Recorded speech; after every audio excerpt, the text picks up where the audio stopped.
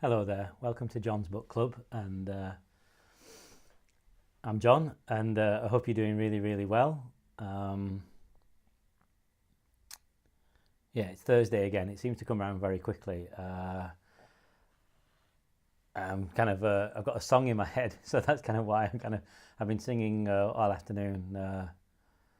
Leonard Cohen's Chelsea Hotel #2 because I heard a live recording of Lana Del Rey singing it this morning. She did a wonderful version of it on YouTube a couple of years back, and I think there's been some event where she sung it live recently, and it really is kind of one of the best things she's ever done, and it's an incredible song by Leonard Cohen as well. Sometimes you have to hear somebody else singing a song to appreciate the power of it.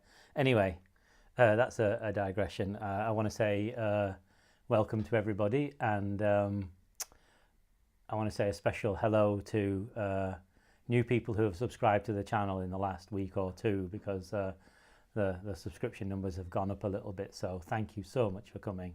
And it's interesting because I can never figure out sometimes which side of things people are subscribing for, because there's the kind of the literary side of things, which has kind of been a constant all my life, and on this channel, which was originally set up to kind of feature the literary side. But then we also have kind of like the spiritual side, which has also been kind of a constant for me my whole life. But then I've kind of in the last few years kind of started authentic living and kind of, teaching retreats and classes and what have you. And, this weekend I'm speaking at the Mindful Living show in Manchester. So I never know when somebody subscribes to this channel kind of which John kind of they're subscribing for, and then I tell myself not to worry about that because they're the same thing, and the writing side and the spiritual side and the spiritual side and the writing side, I actually can't see any difference between them at all. So bless you and thank you for signing up. I will do one of my more regular kind of video blog things or spiritual videos or whatever you want to call them soon. I hope those of you joining from the Bradford Literature Festival Book Club enjoyed last week's videos as well, and that you enjoyed the pieces that we looked at last week. So here are this week's pieces. So the story we looked at was I thought was going to be a controversial one, because the writer's quite controversial. We often go for we often kind of consider the biography before we look at the story, and people have certain reputations, whether those things are true or not, and we tend to buy into things. And we had a very big conversation after this about art and the artist. Are they the same or are they separate? And I'll leave you to have your own reflections on that. But our story today was Ernest Hemingway, from this book, Men Without Women, or from the collected stories of Ernest Hemingway. And if you've ever kind of done a literary degree or a creative writing degree or a master's in literature or creative writing, you've read this story. It's held up as a classic of subtext, i.e. kind of what the story is about is not directly referred to in the story, even though the characters are talking about it. And this story is called Hills Like White Elephants. Let me read a little bit to you. "What shall we drink?" the girl asked. She'd taken off her hat and put it on the table. "It's pretty hot," the man said. "Let's drink beer." "Dos cerveras," the man said into the curtain. "Big ones?" a woman asked from the doorway. "Yes, 2 big ones." The woman brought 2 glasses of beer and 2 felt pads. She put the felt pads and the beer glasses on the table and looked at the man and the girl. The girl was looking off at the line of hills. They were white in the sun, and the country was brown and dry. "They look like white elephants," she said. "I've never seen one." The man drank his beer. "No, you wouldn't have." "I might have," the man said. "Just because you say I wouldn't have doesn't prove anything." The girl looked at the bead curtain. "They've painted something on it," she said. "What does it say?" Ernest Hemingway. It's a drink. Could we try it? The man said, listen, through the curtain. The woman came out from the bar. 4 reals. We want to Ernest Hemingway. With water? Do you want it with water? I don't know, the girl said. Is it good with water? It's all right. You want them with water? Asked the woman. Yes, with water. It tastes like licorice, the girl said, and put the glass down. That's the way with everything. Yes, said the girl. Everything tastes like licorice, especially all the things you've waited for so long, like absinthe. Oh, cut it out. You started it, the girl said. I was being amused. I was having a fine time. Well, let's try and have a fine time. All right, I was trying. I said the mountains looked like white elephants. Wasn't that bright? That was bright. I wanted to try this new drink. That's all we do, isn't it? Look at things and try new drinks. I guess so. The girl looked across at the hills. So we meet this couple and they're travelling, to Madrid, and they're waiting for this train. Excuse me. They're waiting for this train, and this train ride there's more hinging on this train ride than just getting on the train and going to Madrid. There's something between them that it's like, they're in the cafe or the bar and there's 40 minutes to go before the train arrives, and it's almost as if we're sitting at the next table and we can hear their conversation, and we're not quite sure what they're talking about.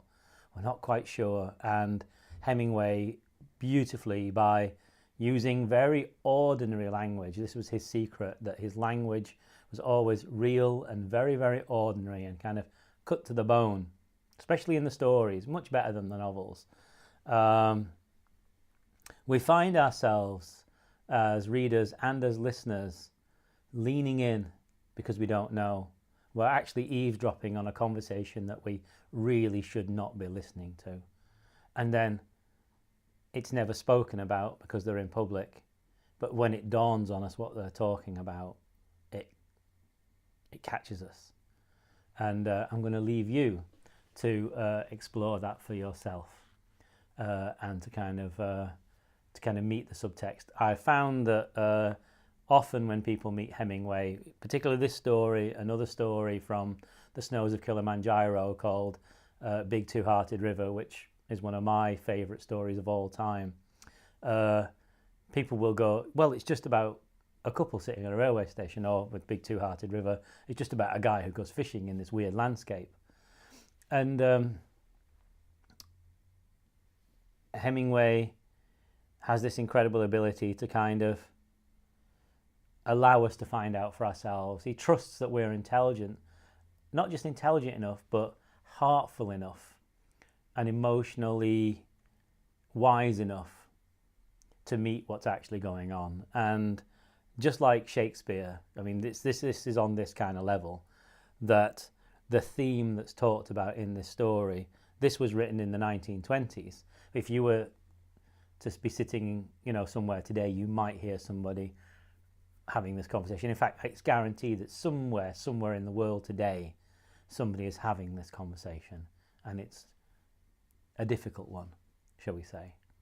So the group took a little time. They liked it, but there was kind of like a silence at first. Have I really heard what I've heard? What's going on? What is it? What's going on? And then it dawns. And that's the approach I would advise anybody picking up this story to take, is just give it time. Give it time. It's not hard to read. It's not complicated. And then we started talking about it. I don't want to tell you anything more because I don't want to do spoilers. Sometimes it's okay, I can tell you so much, but anything I say about this will give too much away because once you know what it's about, if you look at this language again, you see, that's actually how people talk. That's really how we are as human beings. And, we can look at this relationship and see what's going on and what would I do in that situation? It really throws us back to ourselves. So, yeah, the group just really, really enjoyed it. We did, discuss the difference between art and artist, because the reputation that Hemingway has, in particular quarters, is a difficult one, and he was very poorly in his life, and really didn't help himself a lot of the time, and his relationships were quite difficult. And he's the kind of person that would take a story from real life, and in fact even cause difficulties to happen to have some drama, and then he would write those things down as stories and literally just change the name, but everybody could recognize themselves in the stories, which is not the nicest of things to do, quite honestly. And yet this stuff, the early stuff, particularly the 1920s Paris stuff, is just, there's something here. There's some kind of quality that's just sheer brilliance. So, I'm biased. So you may like it, you may not like it. If you do enjoy it, then I would strongly recommend reading A Movable Feast, which is the final book that Hemingway wrote and left on his desk before taking his own life, which is a memoir of his time in Paris. Flawed and beautiful, and if you do get that, then buy the original edition. You can pick one up secondhand on Abe Books quite cheaply. There's been a kind of deluxe edition with pages scraped from the bottom of the barrel out of his notebook by people trying to capitalize on the Hemingway name and things, and that's come out, and it adds no further insight and doesn't add anything at all to A Movable Feast. But if you want to kind of spend time in Paris in the 1920s around the literary scene and see what Hemingway's write about, and meeting James Joyce and getting drunk and going to the races and things like that, then that's great. And this book too, Men Without Women, we might think that that's a very strange title, but actually it's really about kind of the frailties of men. The thing about Hemingway that's so incredible is his ability to kind of admit his own frailty. And unfortunately, he capitalized on it a bit too much. But these are not necessarily heroes, but it's kind of maybe kind of the difficulties that are there perhaps in men's lives. So and the kind of the frailty and humanity of things. So brilliant, just absolutely brilliant. I can't recommend it anymore, because the screen will blow up or something like that. And then for our poem, again, I have to confess, this is somebody that I like very much. This is Jackie Kay, who's an incredible writer from these islands, from the United Kingdom, from Scotland. And her first book, The Adoption Papers, and this is called Summer Storm, Capolona, and I'll read you a little bit now. Summer Storm, Capolona, by Jackie Kay. I chose to ignore my instinct for the sky's warning, the way each light flicks out the strange smell in the air, a herbal brew. You are crying to go out, and the four walls of the villa are coming in like a fast tide. The poppies in the wheat have darkened to dried blood. The air sharpens itself, a scythe. You are giggling inside your window hood when the first raindrops fall like cherries. This is our last chance to see the grapevines. Tomorrow we will be up in the air. I walk faster. Strangers watch from square windows. Am I crazy? Laughter like lightning. The poppies in the wheat, whirling, twirling to the tribal drum roll up there. I start to run, hands tight on the buggy. The cherries have turned into stones. I'm being punished in that old public way. I curse myself, count in my head, ask each tree I chase to save us. Didn't somebody say more people die of lightning than airplane crashes? Never hide under a tree. it might never pass. A man shouts down from a farmhouse on a hill, "Bambino!" He shouts, "Venga, venga, are you mad?" Inside the poverty is one fish multiplied, where you're offered Madeira cake, meant for special and strong coffee for me. You pull the stubble on the old man's face. The woman irons shirts that have been washed 1,000,000 times. I have about 10 Italian words. That is your son. He was drowned 5 years ago. I don't know how to say I'm sorry. You ask me where my husband is. I tell you I haven't got one. You indicate pity. We are safe in a small Madeira cake house. Through the window, light rises like Lazarus. The rain is soft and harmless once again. Magic. We walk out after you say "Kiao" 10 times with their umbrella just in case. They both stand waving. Come back when the Bambino is. They slice the air higher and higher. Yes, I say, but I'm coming back much sooner with an umbrella and another Madeira cake. This took a couple of read-throughs because, and this is something that we need to do, not think about, but give time for, is when we read a poem, very often the first time, we're just kind of going over the surface of it, and reading aloud to ourselves is a good way to engage with a poem. But I would always suggest reading something twice. Read it through and then give it a couple of minutes and then have a look at it again.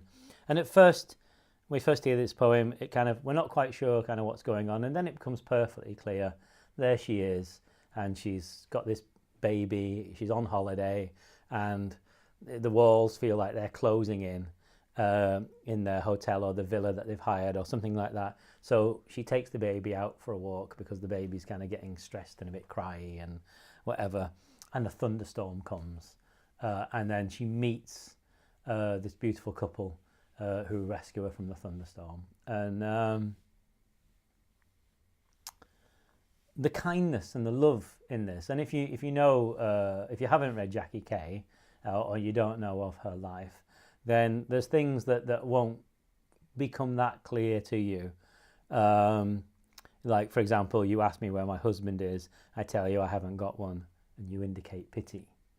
Well, it's more complicated than she hasn't got a husband, so I'll leave you to kind of ponder that or reflect on that for yourself. Like I say, today I'm trying to remain a bit more spoiler-free because sometimes I talk a bit too much and or say too much about the stories and the poems and things like that.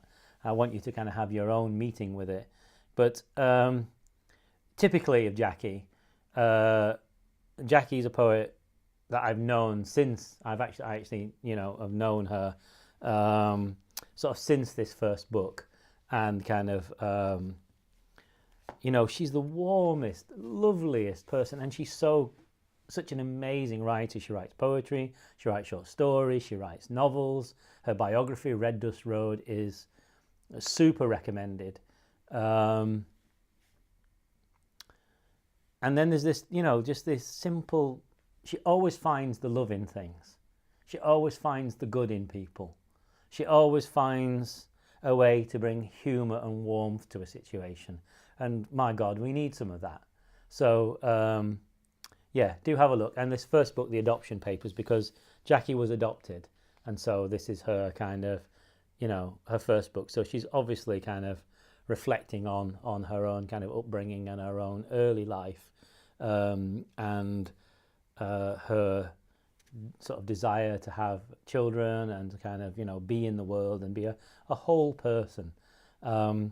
Beautiful book, published by Blood Axe, and very, very worth your time. As a prescription, this is something that came out of the group. The group, again, enjoyed this poem very, very much, and we really liked, her image of the house made of Madeira cake, and these two people who, even though they live in poverty, divide what they have, like Jesus and the loaves and fishes, divide what they have and share with an open heart. That's what gets her, and that's Jackie, you know, recognizing that. You know, if we read a couple of poems a day, I think, you know, life would be a lot better for many, many people. That's what I try to do as a writer, as a reader, actually, is just kind of allow myself not to read too much, actually. I kind of read less than I used to, but I like to take in a little bit each day.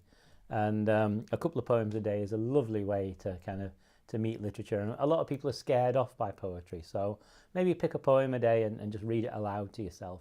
It's a beautiful thing to do. Anyway, I'm going to sign off because as you can see the light's going. I'm a bit late today making this video. I've had to do some of my other work today, some one-to-one meetings with clients, spiritual counselling work. So so I've kind of had to make this one kind of as we're heading into evening. So let me say, take care of yourself. I hope to see some of you maybe this weekend at the Mindful Living Show. I'm doing a free meditation session at Lululemon Manchester for those of you who are yogic and meditate. But this is pure meditation-based, heart-based meditation on the 21st of February. But I'm supposed to be talking about book things, so I'll talk about the other stuff in another video very soon. Lots of love to you, and please subscribe to this channel. Please give us a thumbs up because it helps us get seen. Share this video because it's really helpful to make what we're doing more visible. If you're in the Bradford Litfest group, please comment on their Facebook page, their Twitter, their Instagram. And likewise, you're more than welcome to comment on my social media strands and things like that and communicate. Or please leave a comment down below. Lots of love to you. Have a beautiful weekend, and I'll see you very soon. And happy Imbolc, 1st of February. Happy Imbolc. Bye-bye.